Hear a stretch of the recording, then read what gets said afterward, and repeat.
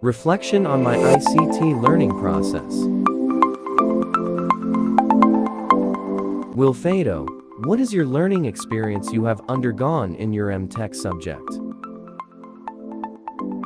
In this lesson, I learned that what ICT is.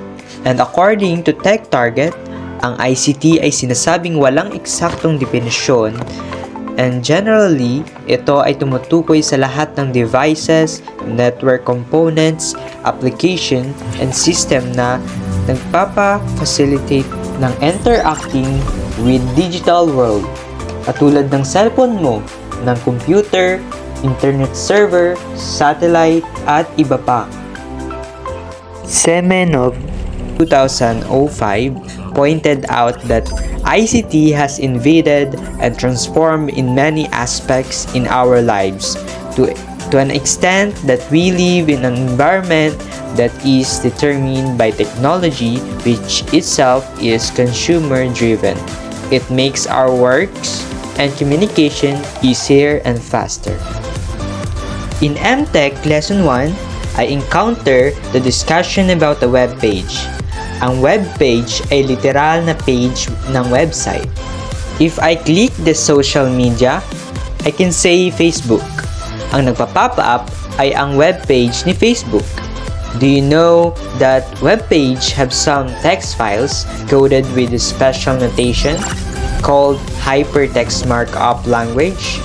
Or, in short, mas nakikilala sa tawag na HTML. Web browser interprets the code and the flash is the colorful web page na nagkikita natin ngayon. We should thankful to the web browsers like Google, Safari, Echo, Mozilla, Edge, and etc. Website composed of interlinked web page that shares a single domain name. Here are the versions of web. Web 1.0.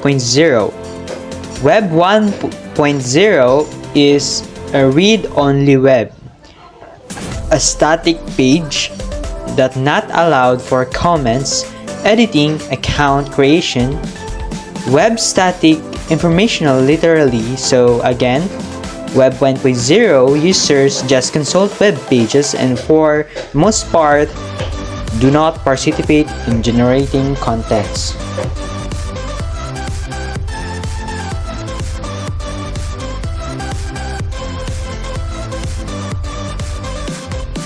Next version of web is the 2.0. Web 2.0 is a dynamic web page. Users can interact with the sites and with the other user. Can see web page differently from others. Example, Facebook. Pareho tayong nakaka-access pero we can both connected in Facebook and we can both access like share and comments in some pages or profile na meron dito. Web 2.0 is the most visited web nowadays like Instagram, Facebook, TikTok, Twitter, and etc. Here are some features. Taxonomy. It allows users to categorize or analyze information using free-choosing keywords. Rich use interface. Example, Wikipedia. User participation. The examples are Shopee, Facebook, and Lazada. Long tail service. You need to subscribe bago maka-access sa site nila like Netflix and Curse Hero. Mass participation. We can reach almost anyone in the world in just a click. Billions of people were already in a social media site, which make it easier to get more information about their personality, country, and culture.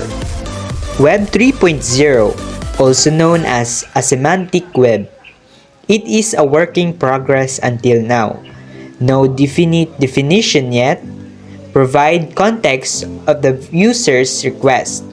Web 3.0 can be linked to an artificial intelligence assistant.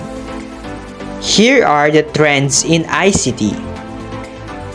Convergence. Example are a smartphone. Social media. Computer-based technology that facilitate the sharing of the ideas, thoughts, and information through virtual networks and communities, according to Dollarhide 2020. 6 types of social media. Social networks. Here are some of examples of social networks: Facebook, Instagram, and YouTube. Book marketing site. Examples are Pinterest and Tumblr. Social news. Example is Dig. Media sharing. Example are Spotify, TikTok, Snapchat, YouTube, Instagram, and etc. Microblogging. The example is Twitter. And the last one, blogs and forums.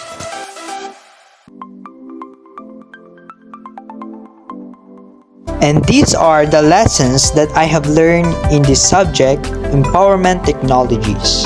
I hope that many students will inspire this kind of learning experience that I have encountered.